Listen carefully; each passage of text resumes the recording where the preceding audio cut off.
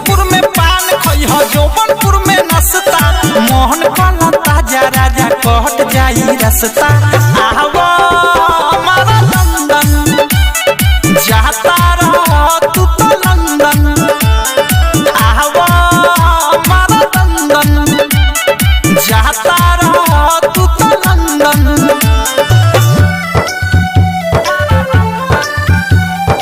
Music by Vikesh भोजपुरिया।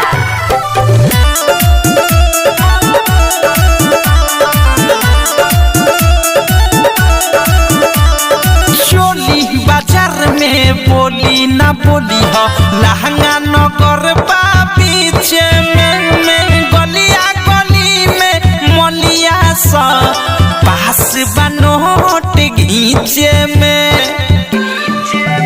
अरे चोली बाजार में बोली ना बोली हो